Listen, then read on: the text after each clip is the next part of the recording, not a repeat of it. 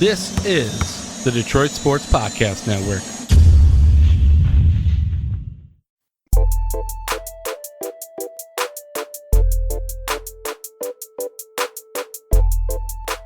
So it's going to be a little bit of a different practice squad today, episode 9, but we're going to break format for the first time. And this is not something that, I would do very often. And Stroz kind of just like, I feel like you assumed it, Stroz, and I didn't fight it. Yeah, it was one of those things we were kind of kicking ideas back and forth between each other. And this just seemed to be the most natural flow for the show. It just seemed like it would work the best this way. I think we had some needs today because, it's Thursday when we record this. It's Thursday when we release. And so we've had a few days since the Kobe Bryant news, but not addressing it just didn't feel right. And look, this is our pre-Super Bowl show. And if you've ever listened to me talk, I need to talk about Super Bowl food. So we had a few too many needs to not get to everything. We're also going to get to, in about 5-6 minutes here, I'm confident about what the Lions are going to do in the draft. And we got to catch up on. I'm so interested in this, by the way. I'm confident, man. I haven't been this confident in a long time. And Stroz, we got to catch up on your life. But look, we got to talk a little bit of Kobe first. And we won't get too deep into this because I know, you had some time to kind of digest and react to it. And Stroz, I feel like everybody says this. I feel like this is the norm, It doesn't usually affect me when people who I don't know pass away. And honestly, like, I can't think of anyone that affected my day at all. And that's, of course, not meant to slight anybody. It's just, you don't have those close relationships with athletes, celebrities, whatever. This one was different. It didn't. I have close friends who like it changed their whole day. It completely devastated them. And I'm not going to say it. Like this to me, this wasn't losing a relative. I've lost. I lost my mom. It wasn't that, but it was different because you know what I was telling people the day of is. It didn't feel real. And everyone says that. But when I say that, what I mean is I remember like within like the first hour, and I was talking to a friend at the time because I'd been playing video games when I found out. I remember saying like, I feel like there's going to be a Kobe presser on this, which is obviously not logical in any sense, but it felt so unreal that like I needed his take on the matter, Yeah, no, I get that. It was when the news broke. It didn't feel possible. Right. I was pretty numb to it. I was like, whoa, no way. Like, that's not real. Like, I thought it was a hoax. See, I didn't. I didn't know that it was real, but I didn't think it was a hoax. Because by the time I found out, everybody was reacting to it. It just didn't feel real in the sense that it didn't feel possible. And for me, like, when it really hit that it was real was it was actually seeing the Austin Rivers, not even the video, just the picture of Austin Rivers finding out and starting to see those reactions. Then it becomes like, no, like this is like, we never will hear from this guy again. I think like to me, that's when it became, it did hurt. It's like, Kobe was easily my first sports hero not in Detroit. I don't have many of those guys. Was he the greatest athlete you've ever seen play? Because I feel like he would be because I don't know. I don't want to get too deep into that because my answer is no. I think the greatest athlete I've ever seen is still playing. But LeBron.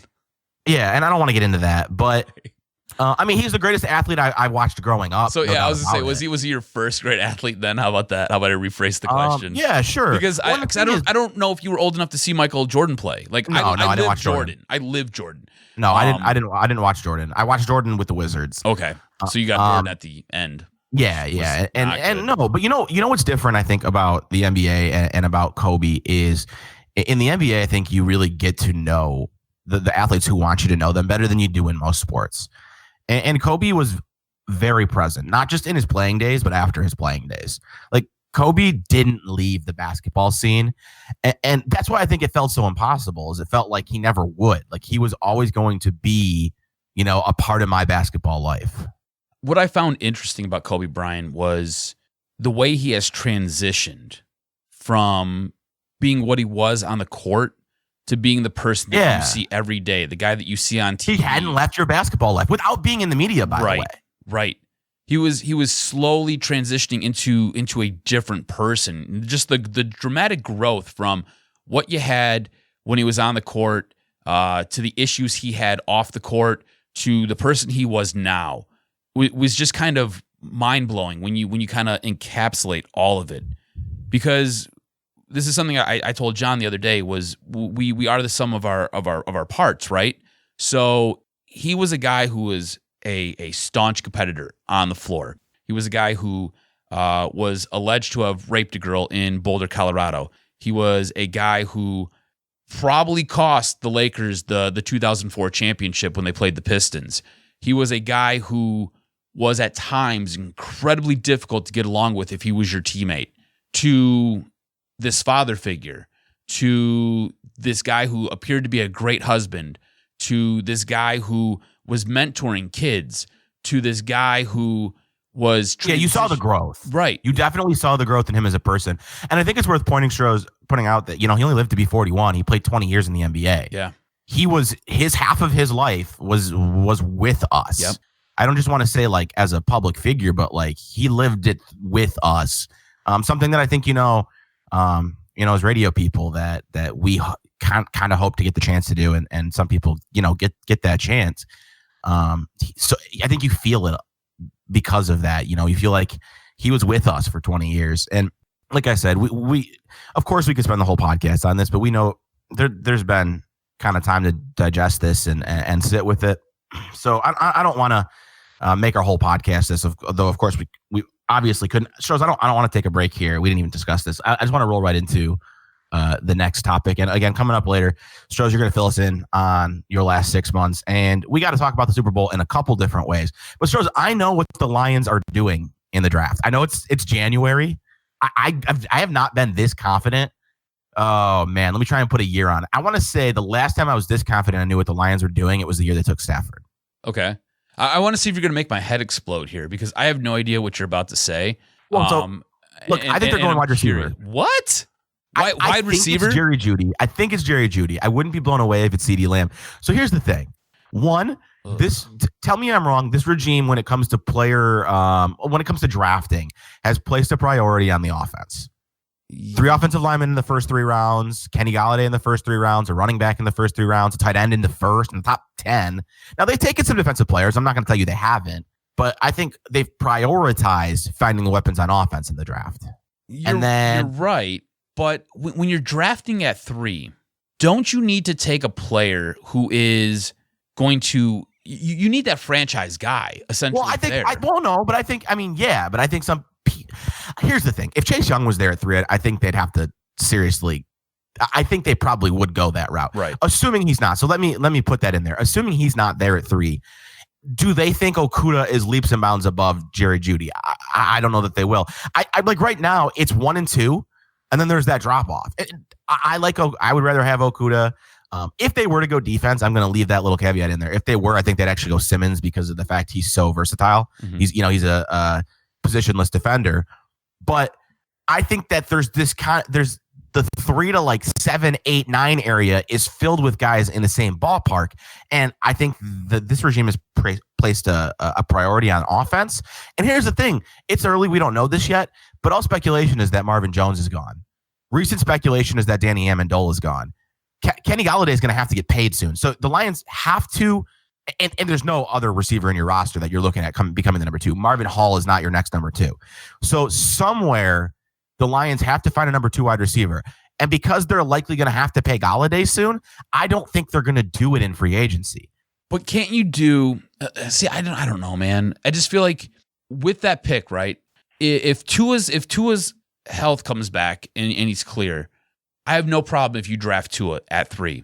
I'm not telling you. We're not. Hold on. It's January. I'm not telling you what I think they should do. I'm telling you. We agree they won't take Tua, right? Oh, I don't know. Oh my God, Stroz, this is a regime fighting for their lives. I don't know. Here's the thing. I don't believe that they're going to get fired next year. I don't care if they go 5-11. No, see, you're crazy. I don't think they get fired. You're crazy. I understand. I'm okay with thinking they don't get fired at 7. But listen, the Fords don't just buy people out. These guys are going to have, I think it's 2 years left on their contracts. Was Jim Caldwell didn't he not have a contract left? He had 1 year left. Yeah, that's what they'll have. Right? They signed 5-year deals, I thought. I'd have to go back. I thought Patricia, I'm pretty confident Patricia signed a 5-year deal. I'll look into it right now, but keep going. I just don't believe they're going to get fired. I just don't see it. I don't think it's going to happen. I think no matter what happens next year, they're going to be able to come back and continue to tool and do whatever it is that they're going to do. But I don't have a problem if you take Tua at 3.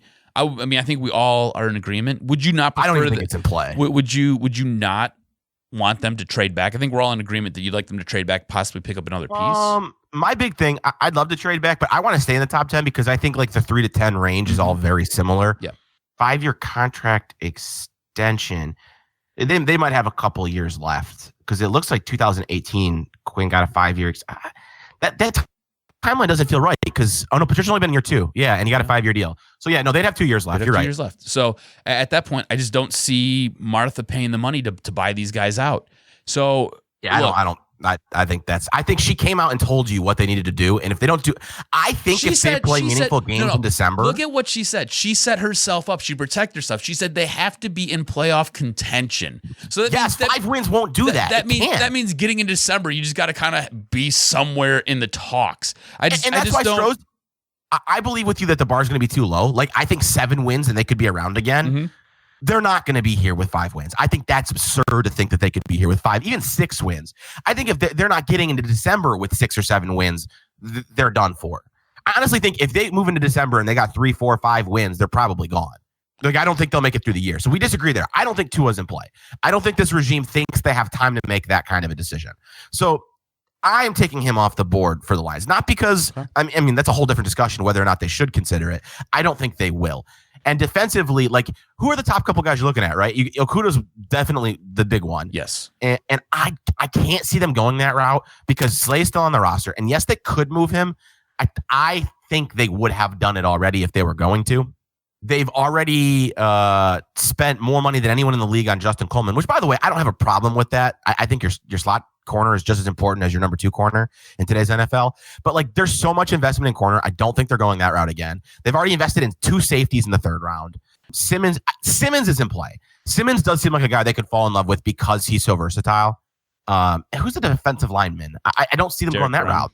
Yeah, they've never shown us any, like, outside of signing Trey Flowers, they haven't shown us a ton of investment in getting a pass rush. So I don't see them going that route. They've shown so much investment in wide receiver, and they can't go into the season. Like, if Marvin Jones is gone and Danny Amendola is gone, you have to go out and get a number 2.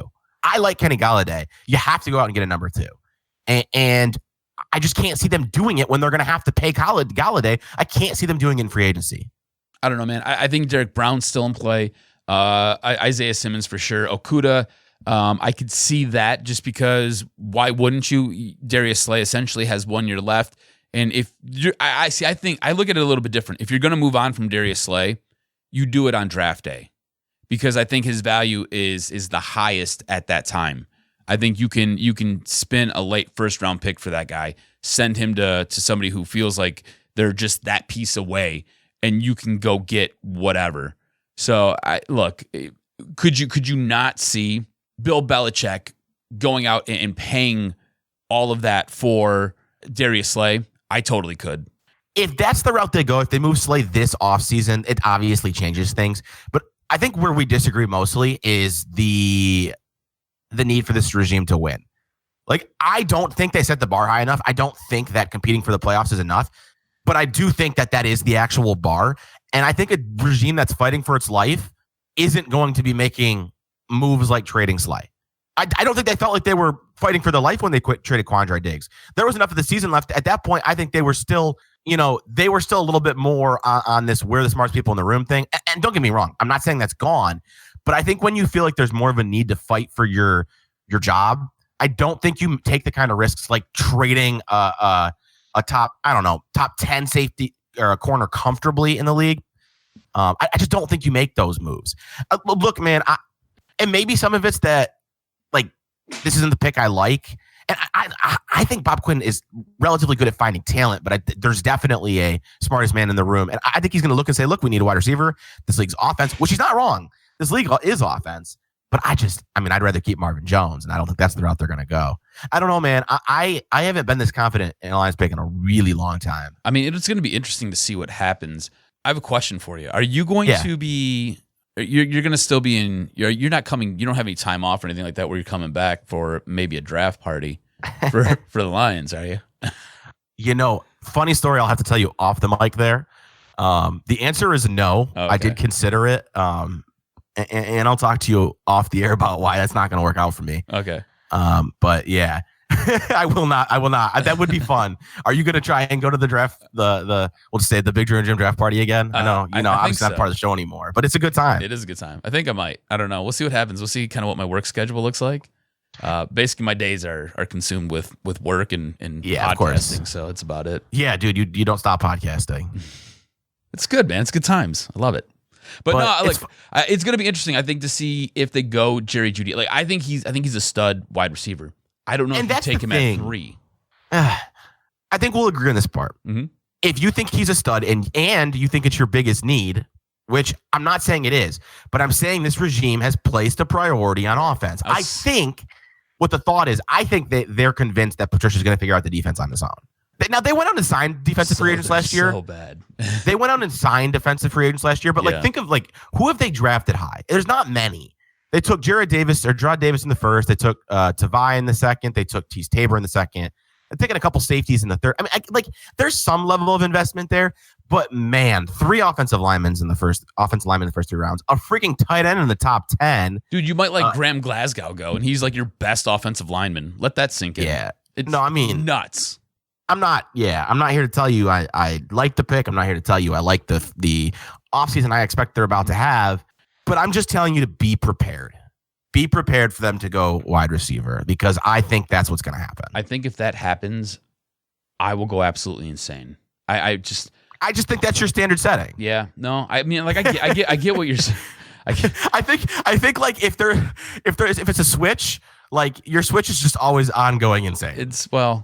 And it's kind of stuck. It's hard for it to flip off. Normally, I operate at like an 8, and the scale only goes to 10, so I'm always bubbling, just ready to blow. So it's just how I operate, man. I'm high strung. I can't help it. All right. Well, we'll obviously dive into the draft a lot more as we get closer. The only reason I want to do this today is because I'm realizing how strong of a feeling it is, and I see Okudah in more mocks than really anyone, and I'm more confident they won't go that route. I really don't see Okudah. Like if they don't go wide receiver, Simmons just screams like the move that they make. If they trade down, that's the other thing, man. If they trade down, wide receiver becomes really, really easy to do. Because at 3, you go, is that a little early? Even if you get down to 5 to 6, I don't think anyone's questioning you for going Jeudy at that point. Right. It becomes much more of a realistic pick, something that you could sell to a fan base and easy for them to digest. Yeah, I agree with that. If they trade down to 5 or 6, I think you have a lot less issues with it. Yeah, I think the entire fan base realizes that defense is probably the need. So if they go offense, and again, depending on if it's, I find the Tua conversation so interesting. Because I feel like the fan base is so divided on it. Like, we don't need him, but we do need him. We'll make a point. It's so we'll weird. make a point to get to that. And we kind of teased last week something we were going to get to this week, but we're going to do that here coming up in just a second. Still later on, we're going to, give our Super Bowl previews. How could we not? And then we got to talk Super Bowl food. But up next, Stroz, we got to catch up on you.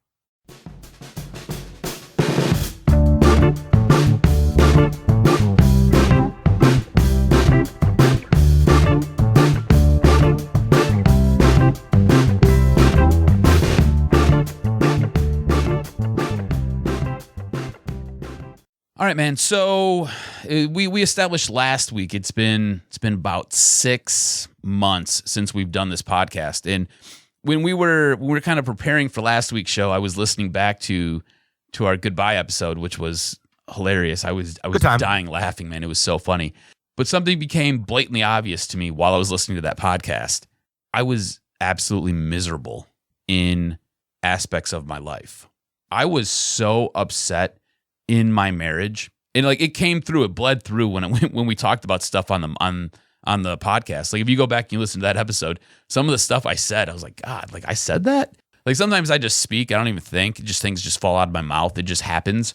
But man, I was so damn irritated with where I was at with my marriage, and as of Monday, I'm no longer married. I was with my wife for a little over 11 years. Actually, February 15th would have marked our 7-year anniversary. And we got divorced, and that's what led me back to Michigan. When we were kind of talking about doing this over again, I was kind of going through it all, going through that process of trying to figure out where I was going to go, what I was going to do, if we were going to stay together, if we weren't. Honestly, man, I was the master of my own destruction, really and truly, in that relationship. I mean, she played a part in her role in it, but I was the reason that we ended up separating. I ended up making a small mistake. I did not have sex with anyone, but I did have a bit of an ongoing situation with somebody else. It wasn't really all that physical. I did kiss this person one time, but other than that, it was me, I think, just kind of looking for a way out when you really break it down. And for the record, I Stroz, I'm learning this with them as well. I knew obviously things you had told me that you guys were getting divorced, and that was the extent of what I've known. But man, it's I want to say this: it's hard in this business.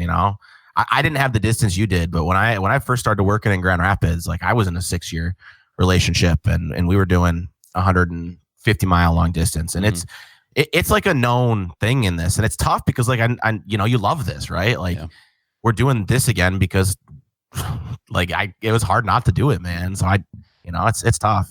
Yeah, it's what ended up happening was we were away from each other for almost 18 months, doing the whole long distance thing. She ended up getting a great job in Indiana, and she had to take it. Like I forced her to take it. I said, "You have to go. This is too good of an opportunity for your career. You've got to go. I'll figure it out, and somehow I'll get there." And I got really comfortable working at the radio station. I loved that job, and I couldn't find. I know where you're at, man. I couldn't find any work anywhere else. I couldn't find anything near her. So I just kind of sucked it up, and we just made it work. And it got to a point where you would come in on like a Friday night, either at like 10 o'clock at night, or you'd get in at 3 a.m, depending on whatever I had to do at the radio station. And you'd basically go to sleep. You'd wake up, you spend all day Saturday together, but only to be packing Saturday night, so you could spend a little bit more time Sunday together. You didn't have to do the packing then, to then just leave like half a day on Sunday. So like you're basically spending a day and a half with each other, if that. And it just kind of sucked. So I ended up getting really frustrated with it, man. And that's what kind of led me to leaving the radio show, moving out there. And when I moved out there, it was supposed to help make our relationship better. And I think it just exacerbated everything that was wrong with our relationship. And on top of that, she herself had grown. Yep. And let me tell you, Stroh's, like, we don't have the exact same story. I don't know if you know how much we relate. Like, my relationship, and we weren't married, but we were together 6 years, and longer than 6 years. And we were apart about 15, 16 months. And same thing, like she had grown, I hadn't. I'd gotten comfortable, loved the job, loved what I was doing. And like, just I was, kind of in the same place. Yeah. And it was one of those things where she was never alone, right? She basically went from being young and in a relationship to ended up being with me. And even before we kind of got together, I told her, I was like, you probably should take a little bit of time for yourself. And she's like, no, I'll be fine. Everything will be okay. And I was like, you probably should try to figure out who you are as a person before we ever get together. And she's like, no. And then against my better judgment, I was like, okay, fine, whatever you want. But I think her time alone, she discovered who she was. Yep. And it was just one of those things, like, because I'm gonna be honest with you, man, I've been on my own since I was 17. So like 17 to when we got together when I was, I believe I was 25, I'm basically who I am. You know what I'm saying? Right. At that point, I'm the dude going to the bar, making out with the random chick and getting shot in the leg. Like that's this dude all day, right? It's like, that's just normal. That's every day. So, I am what I am. I'm, again, some of all of my parts, and most of them are flawed, but it is what it is. And I think she discovered who she was. And I think her discovering who she was, we just didn't mesh anymore. Dude, we need to talk more about this off air. I think and I imagine there's probably people listening who can relate to it. And of course, if you feel like sharing, go ahead. And if you don't, I'm never going to push anyone to share that kind of a story. But I think, we relate to that stuff. Mm-hmm. All of it, man. We started dating in late high school. And I just think like in general, you don't know yourself at that point. And I think she, living separately, kind of figured out who she was. And again, like similar story. And I still to this day and always will really care about her because like I had that relationship, but we didn't make a ton of sense. And the truth is, Stroz, for me, that relationship ended 2 years ago. I feel like in the last 2 years, and I think it's why I've made it a point myself to make more content, is I've really learned who I am. And who I am is wanting to do. I want to do this stuff. I want to talk with you. I want to have that relationship with the person listening. And dude, I understand. I feel like maybe on a smaller scale, there was never the commitment of marriage, but very similar stuff that I feel you. Yeah, it's been difficult, man, because I totally thought. When I would make this announcement, I totally figured to be more of like a party atmosphere.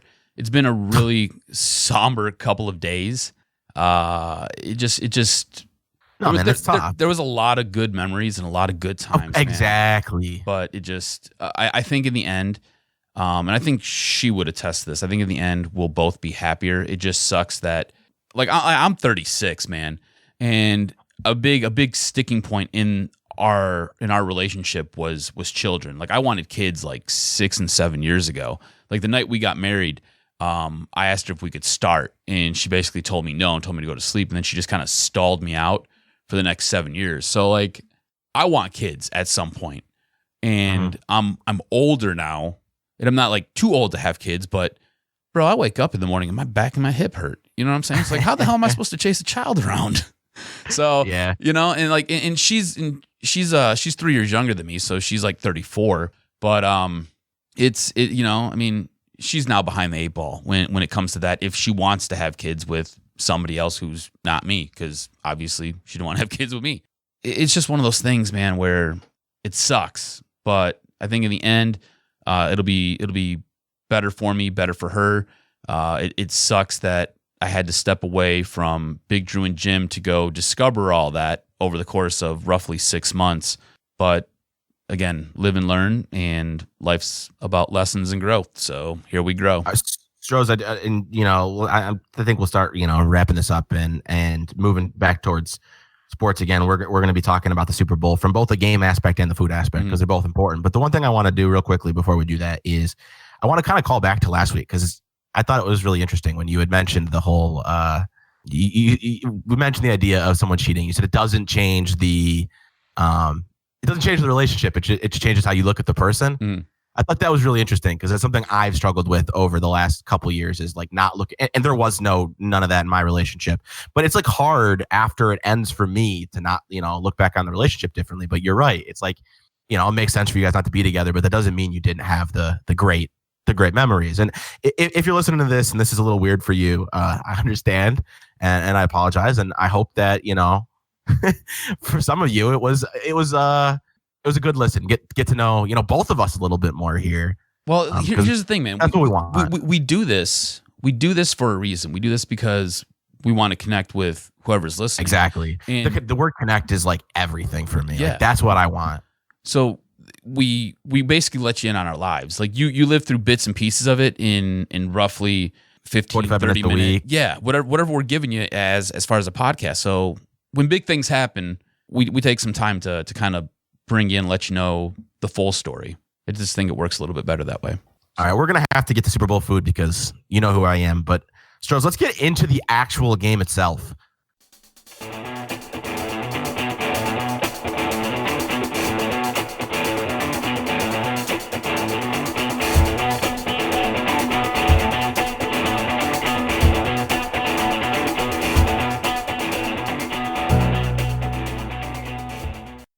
So we haven't even started talking about this, Stroz. It's kind of like last week where, I'm used to getting to hear you when we do these shows. I have a sense of where you're at. I have literally no idea where you're at on this game.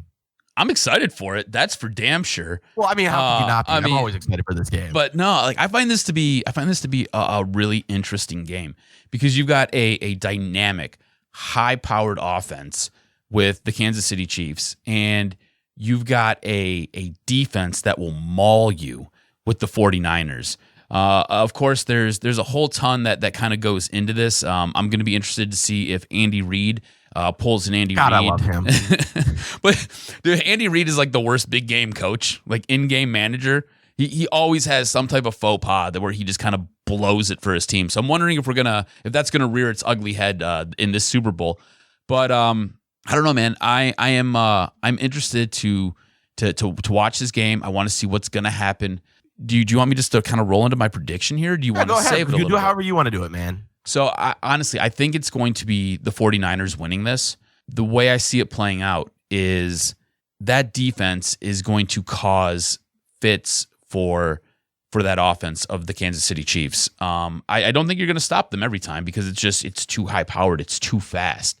They can just move the ball and put points up almost at will. But that defense brings so much pressure. And I think if you hit Patrick Mahomes a couple of times, it's going to get him, double pumping the ball, going to get him double clutching it. And I think that's going to lead to a few more sacks. And that's probably going to be the difference. In the end, it's probably going to be Jimmy G throwing a touchdown to win the game. And don't be surprised because this is a team that has leaned heavily on the run since I think week 12 with the 49ers. They have leaned heavily on Raheem Mostert and a variety of other running backs. Evan Coleman, who we don't know if he's going to be available or not yet. So is Matt Breida, is he going to be able to play? I have no idea. I think he's healthy enough to come back and participate if they need him. But again, this is a team that has essentially mauled you up front with their run game, opened up large holes for the running backs, and have been able to control the clock and control the ball just by running the ball down your throat. And I wouldn't be surprised if they deviated just a little bit from that game plan just to kind of throw a monkey wrench in whatever Kansas City is preparing for here. Don't be surprised if Jimmy G ends up throwing for close to 3 early. Yeah, throws for maybe 300 yards and gets 2 touchdowns. Honestly, I could see it playing out that way. And if the 49ers get up on the Chiefs early, then it's going to be handoff central. It's just going to control the clock, whatever we got to do. Let's run it down. But I think this is going to be a really good game because you are matching up opposites. That defense has really helped carry the 49ers until that offense really got going this year. While the Chiefs their calling card has been that offense with Patrick Mahomes at the helm. So this is gonna be a fun Super Bowl, man. I'm so pumped for it. What do you got going on? Who's winning this? So I immediately the moment that the conference championship games were done, I was like, this is San Francisco all the way. Mm-hmm. Similar thoughts. That defense looked special. The way they ran the ball on Green Bay was incredible. And I love Andy Reid. I think he's one of the best offensive design. He might be the best offensive design coach in the league. But no, he's not a good in-game manager. And I think on the other side, I think Kyle Shanahan, I know he played a major role in the Falcons blowing their lead against the Patriots a couple years ago. But at the end of the day, I think Kyle Shanahan is one of the best in-game coaches in the league. Mm-hmm. So that mismatch is a massive one that I think we'll see come to play. Here's the thing, and it's funny because no one told me anything groundbreaking, but I did hear something that kind of opened me up a little bit. It was actually Alex Gold, who I know from working down here with me for a little while. He's in Kansas City now, but he was on Big Drew and Jim earlier this week, and he had said people aren't, necessarily aware of how much better the Kansas City defense got. And he's right. And it's funny because, I was aware, I just didn't take it seriously enough. Because for the majority of this season, the Kansas City defense was a problem. And for the back half of this season, the Kansas City defense is a strength. And I think a lot of us, myself included, when I think about the Chiefs, I still think about a bad defense. And they're not. They're good. Now, they're not great against the run, which, as we've seen, San Francisco can take advantage of that. But, it's tough because I agree with you. I could see Kyle Shanahan wanting to open things up to try and catch Kansas City off guard. But that Kansas City pass defense has been pretty damn good lately. And I don't know that it's going to be there. I'm not a Jimmy G believer. Can he throw the ball? Is he a starting quarterback? Yes, I think he is. I don't think he is top 10. I'm not sure. I think he's top 15. And if he has to throw against that Kansas City defense, I don't think he can keep up with Patrick Mahomes. And it's not just, Patrick Mahomes is obviously great, but the thing is, it's not like if Kansas City can score, and we all expect they will be able to, it's not like Jimmy G is going against an average defense. Like, he's going to be asked to pass against a pretty good defense. And can I add to your point real quick about the defense? Yeah. So the Kansas City defense averaged 19.3 points per game, while San Francisco, that's incredible. Yeah, while San Francisco had the second best defense, giving up 19.4 points per game. So that's incredible. Yeah, I think the San Francisco defense is better for what it's worth. For sure. But when you put those numbers together, it's eye-opening. And I actually think it's Thursday. I could still change my mind before Sunday, but I think I've kind of been swayed towards leaning Chiefs. And it's just because I don't believe anybody can keep Patrick Mahomes down. Has anybody done it yet? In his career, how many teams have held him below let's say 27? I don't have that number. I should have looked it up, but it can't be many. And so if it's 27, you're not doing that all the way running the football. They're the 49ers are going to have to throw. And it's not that Jimmy G is bad. I don't think he's good enough to keep up with a score in the low 30s, high 20s against what's been a pretty good Chiefs defense. I think here's the thing. I'm more in line with you than I'm not. I think we both agree Patrick Mahomes is the better quarterback of the two that'll be taking place on Sunday. I don't necessarily know what Jimmy G is. You just won. And there's some of that. We don't know. You just won a football game by throwing the ball 8 times. Do you know what I'm saying? So I don't know what we necessarily have there. But I think he's pretty capable, and I think he's pretty competent. And I think you have pieces on that roster that whether he makes them better or whether they make him better, I'm not sure. I haven't figured it out yet because Kittle's a savage, and you've got Emmanuel Sanders, who I think is really underrated. I don't think he gets enough love for everything he does. Everywhere he's ever gone, the guy has been a very productive wide receiver and has come up with clutch catches when teams needed him. And then you factor in Deebo Samuel, who's just explosive. And I think those three pieces, I think they line up pretty well with what Kansas City offers. Now, not as fast, but I think you got Tyreek Hill, you got Sammy Watkins, and you got Patty Mahomes. I think you're pretty, and Travis Kelce, who the best tight end in football, only second to George Kittle, right? So you got arguably the two best tight ends in the league going at it here. I think offensively, these teams match up fairly well. I just think Kansas City's a little bit more explosive. But what does that San Francisco defense do to kind of dampen that out? I think that's going to be where the game is won and lost.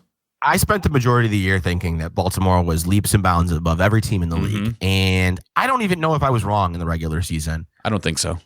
But I think we are set up. And this isn't, not to say that this is something crazy abnormal, but I think we're set up for an especially good Super Bowl. And I'll tell you, Vegas agrees with me. Most places you look, that line is 1 point. Kansas City is a 1 point favorite. I think they might be 1.5 in some places. And I'm very open to either team winning. I was very all in on the 49ers early on. I think I found myself leaning Chiefs, and I'm not entirely sure that that's going to stay before Sunday. It's going to be interesting. And I think for what it's worth, we'll get a good read on early on in the game where things are going. If San Francisco is trying to throw, are they successful or not? If they're not trying to throw, are they stopping the Kansas City offense? Because they're probably going to have to if they're not looking to throw the football. Yeah, man, no, I'm in lockstep with you. This is going to be, I think this is going to be so funny. You can say we're in lockstep while picking different teams, but you can. Yeah, I mean, look, I think this is going to be a great Super Bowl. You know, normally we get a Super Bowl and it's a complete dumpster fire. And it's like there's a blowout or it's just not as entertaining. You end up losing interest by the second half. I don't think we're going to have that this year. I think this is going to be one of the more entertaining Super Bowls, and it's all about matchups. So, I think this is going to be a fantastic, fantastic game on Sunday. And I can't wait. And while watching it, I'm going to be cramming my face full of whatever's in this top 10 list that you got. Yeah, I was just getting ready to head there. And Stroz, I'm going to be honest, this list is from 2012. It was just the first list I found. And I don't think you need to be super fancy when it comes to talking Super Bowl food. So we're just gonna go through the top 10 and kind of break down those 10. So at 10, Strohs, popcorn. What? I don't even love popcorn as a football food. I don't either. I mean, it's an option, but I don't love it. That's like popcorn at the movies and popcorn as like a low calorie snack every now and again. But it's the Super Bowl, baby. I'm coming with basically grease on my chest from chicken wings, and I might be wearing just a bib. We're trying to figure it out still. I kind of want to track my calorie intake on Super Bowl day, like every year moving forward, just to like have a general idea of what my numbers are. Tweet it I out. bet you it's like 10,000.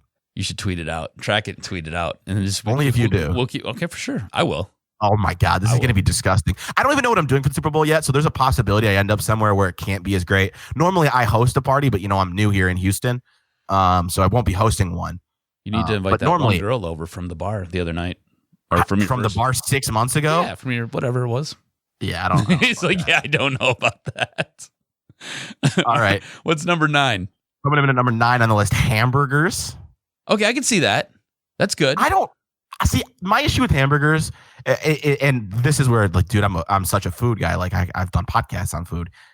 The buns are going to add so much. They're going to take so much room in your stomach. Mm-hmm. Like, I'm trying to do this to the best of my ability. So do you go hamburgers all are good and just eat the patty with, I don't know, almost lettuce and almost ketchup? I'd almost rather tacos. Dude, tacos are fantastic. Tacos have to be on this list. It's just, hamburgers are good. My problem is they take up too much space in my stomach on a day that I'm trying to like diversify what I eat and eat as much of it as possible. Yeah, no, I totally understand that. I just think here I don't know if this is maybe a caveat, but sliders, I think are a better route. Are a nice little option because not as I'm much. with you. That's a significantly better route. Yeah. I can have 2 or 3 of those, and they're not going to ruin my the rest of my appetite. Mm-hmm. Where like you're eating 2 or 3 hamburgers, that's taking a big chunk out of what you can eat that day if you can eat anything else. Number 8, potato chips. I think that's like a must, right? Oh, that's for sure, absolutely. It almost feels like 8's too low.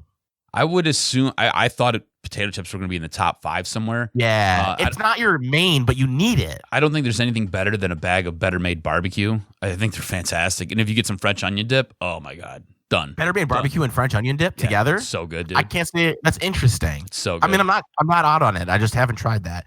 I think barbecue's my go-to. Sour cream and onion's pretty good too. I'm not gonna lie. I prefer Lay's or Ruffles. I like Ruffles. Ruffles are great. Yeah, especially Ruffles for is dipping. good too. Yeah. But I really want to try that Better Made barbecue and French onion dip now. Dude, try it. It's gonna blow your mind. Okay, number 7. Here's my first major beef. Pizza at 7. That's way too low. That's way. But hold on though.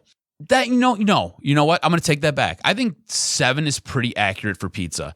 When I think Super Bowl food, pizza probably falls somewhere right around 6 or 7. When you start to track all this out and you start to lay it all out, pizza has to be top 3. But you love pizza, like. We've done like 4 shows. We've done 9 shows total, and half of them include pizza. Do you mean to imply that other people don't love pizza? No, I'm sure other people do. I don't think you live in reality, man. I'm the sure norm, other not people you. do love pizza. But what I'm saying is continue pizza. The conversation on Twitter at Brendan Riley _ at Adam R. Stroz. Is pizza too high or low at 7? And is Adam an idiot? That's what you need to ask. You don't even need to answer that. We all know that. I think pizza's right where it needs to be at 7. Because look, right. When I get excited for Super Bowl food, pizza's not the thing I'm excited for. All right, number 6, ribs. Ribs are too messy. Yeah, I kind of agree. I love ribs. But I also I don't know if you understand where I'm coming from. Ribs are something that I feel like if I'm having ribs, I'm focused on the ribs, almost like the hamburgers, but differently. Mm-hmm. Like, it's not that I'm focusing on the hamburgers; they're just too filling. But ribs, like if I'm having ribs, I just want ribs. Like I might have some like old, some classic barbecue sides, but I'm not looking for ribs and pizza where I can do pizza and wings. Mm-hmm. You know what I mean? Yeah, no, I get it. Ribs aren't even on my radar when we're doing Super Bowl food. And you know what? Here's the thing too. Depending on whose recipe you're tasting, yes, very ribs different. could be a total miss, man. It could be a total miss. All right, number 5 is an interesting one. Shrimp. So here's the thing. My mom usually throws a Super Bowl party, and she normally has shrimp cocktail spread out all over the house for everybody to have. So shrimp, I totally understand. I'm not a shrimp guy, Okay. but I actually think it probably does belong about where it's at on this list because it's it's a high level finger food. It's not super filling, but people love it. I think shrimp is probably a good spot, although it's not for me. It's one of those things where you could eat 37 shrimp and you're like, cool, I still got room for that pizza that Brendan loves. Number 4 is too high for me, but it does belong on the list. And I think on this Bleacher Report article, they put it right. Subs and sandwiches. The trick with subs and sandwiches is to keep them small. Yes. And fresh. Similar to the slider idea, right? Like I want, like, I'm sure other places do this, but the one that comes to mind is Jersey Mike's. Like you can get those like trays of like, they're like bite-sized sandwiches. They're maybe 2 inches. Yep. Like that's what I want. That's perfect. Let me get 1 or 2 of those. I don't need any more. They're like finger food. Exactly. Yep. Number 3 is interesting, and I was actually having a conversation about this on Twitter earlier this morning. Chili. Dude, chili has to be on the list. Has to be on the list. Think about it. We live in a cold weather state. You live in a warm weather state now, but we live in a cold weather state. Chili is fantastic during the Super Bowl. On top of that, this is what you can do with chili. You can throw a little bit of cheese on it, throw a little bit of mustard on it, and then you can take tortilla chips and dip your tortilla chips into the chili. It's fantastic. Also, there's just, depending on what you have at your party, there's a pretty good chance you can mix chili with something, right? Yes. Yep. Like chili is like, I feel like chili is as much of a topping as it is a food of its own. I've been to a Super Bowl party that had a nacho cheese dispenser. So you could get chili and then you could just load it up with nacho cheese and then again, go to the tortilla chips, go to whatever else that you want to dip or dunk. We don't on the list. I don't think many people are doing it, but it's a good option. Yeah, man. Yeah, it's a little high for me. I've never actually had chili at a Super Bowl party, but I would enjoy it if there was. All right, top 2 here. Number 2 probably should be number 1, chicken wings. Oh, chicken wings. Okay. What did you think it was? Tacos. It's got to be number 1 then, right? Oh, tacos aren't on the list. Not on the list. Dude, this list is fraudulent as F, bro. What? Number one on this list will probably give you a sense to what kind of person wrote the article. I'll tell you that. But where are you at chicken wings number 2? Chicken wings is definitely in the top 3. If it's not tacos, then it's chicken wings for my number 1. So what's number 1? Chicken wings are clearly number 1. We'll just move on to number 1. Any guesses aside from tacos? You got to keep in mind in your opinion, the psychopath who had to write this article not to have tacos on the list. Sausages? No, guacamole. What? Bro. Okay, so here's the thing, right? Guacamole is an accoutrement. It is like salsa. All right? It goes with the chips. It's the dip. That's what it is. You're not sitting down to eat a bowl of guacamole. Who the hell writes this article? Who's this guy? You don't know that. Do you sit down to eat a bowl of guacamole? You're like, oh, cool. It's the Super Bowl. I'm going to sit and have guacamole. No, bro, you don't. Nobody does. Do you know why? Way too much fat, and it's not all that good. Newsflash, guacamole's not all that good. Yeah, it's good, but number 1, I don't think it'd even crack my top 10. It wouldn't even be the top 10. Top 15? No, I think it'd be on my top 25. So, like, if we're putting a list together of dips, that might be in my top 5, maybe my top 7. I don't think it would make my top 5. I would rather have French onion. I'd rather have salsa. I'd rather have nacho cheese. I'd rather have 7-layer dip. I'd rather have bean dip. Yep. It wouldn't crack my top 5 dips. Who is? Oh my god. You're Ember. I'm trying to look him up. I'm assuming he has to be a millennial, right? I want to slap this guy. He's got to be from California. Oh man, I'm trying. Unfortunately, I'm having trouble finding him, and we got to wrap this show. But yeah, I'm with you. Guacamole is the biggest problem on this list. Pizza at 7 is the problem for me too. But honestly, what's the biggest problem on this list? Text us at Brendan Riley _ at Adam R STROZ. Let us know what the biggest problem on this list is, because guacamole for freaking sure, dude. Get the hell out of here. Otherwise, that's going to do it for today. Who knows, Strohs? We already may have a topic. It's probably a little early to get to it next week, but we're going to have to get to that soon enough. But otherwise, that's going to do it. Thanks for listening. This is the Practice Squad.